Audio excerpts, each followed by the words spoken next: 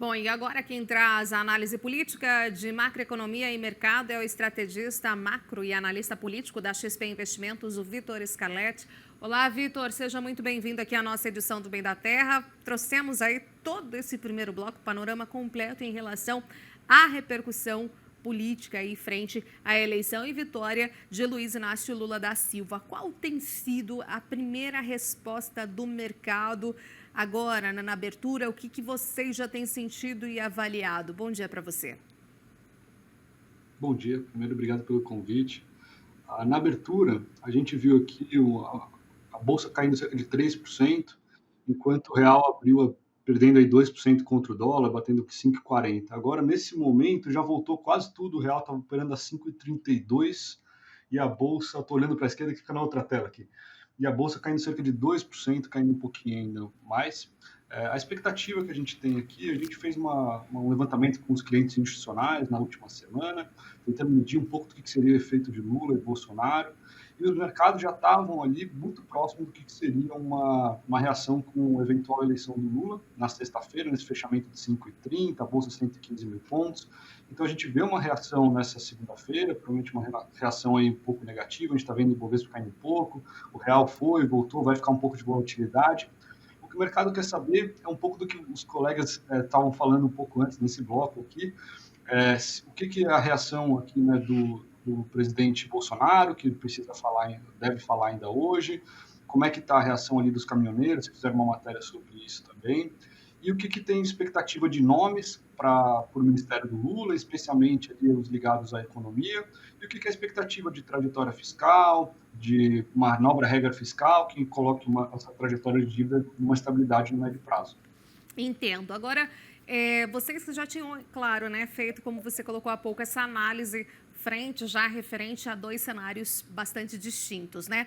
Talvez essa abertura no começo, né, do mercado, segunda-feira após a eleição, tenha um pouco de reflexo ainda sobre o que vai acontecer, né? Porque, na verdade, como a gente mostrou aqui nas reportagens, foi uma disputa a mais acirrada de todos os tempos da história, 2 milhões de votos com visões aí políticas e para outros segmentos bastante distintas, diferentes, ou seja, ainda é uma resposta do mercado sobre uma certa instabilidade, né? O que está por vir, e mesmo porque o Bolsonaro ainda não falou, né? Então, vai ter aí uma transição, né, de governo, porém é normal, é natural que o mercado reaja dessa maneira?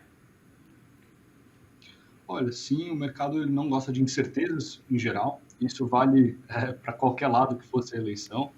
Então, enquanto a gente está nesse momento de não saber quem é o ministro, são os ministros do Lula, qual que é a política econômica, esperando o presidente Bolsonaro se manifestar, o mercado fica ali operando com as informações que tem, né, que foi uma vitória muito apertada, como você disse, a mais apertada desde a redemocratização em favor, né, do Lula, com uma margem pequena, cerca de 2 milhões de votos, e o mercado fica operando isso. Então, opera a informação que tem no momento, à espera dessas peças novas, né? De quem vai ser coordenação da campanha, da transição, agora também quem vai ser ministro, como que o Bolsonaro vai reagir. Acho que esses são os temas centrais que o mercado vai adicionar e vai ficar operando, ou seja, pode ter volatilidade nos próximos dias. Agora, em relação ao segmento que é o mais pujante, né, que é a grande representação do PIB hoje nacional, que é quase 30%, o agronegócio brasileiro, também na avaliação da XP, né, como que deve se consolidar esse mercado? De alguma maneira, ele sofre positivamente ou não? Ele, por ser já tão estruturado, caminha-se muito bem? Qual que é a avaliação de vocês no geral? Olha, acho que a gente pode separar talvez em conjuntura e uma parte um pouco mais estrutural, né? Na conjuntura, o setor agro vai depender, é um setor que produz ali naturalmente commodities, que vai depender um pouco também do cenário externo, de como é que está a dinâmica, enfim, em outros países, de demanda, oferta, o que acontece com o juros nos Estados Unidos, se a Ucrânia vai voltar a produzir grãos na mesma escala ou não. Então, acho que nessa parte a gente tem visto uma demanda forte por commodities em geral, que tem segurado os preços em patamares de certa forma atrativos, e que acho que essa parte conjuntural tem pouco efeito da eleição. Tá? Na parte estrutural, aí é um debate bastante interessante que vai acontecer, né, nos próximos anos, que é em termos, eu vi anteriormente ali falando de como que o ESG interage com o setor, como que fica esse equilíbrio ali para frente, como que eles cooperam para que, né, cresça mais o setor com o ESG.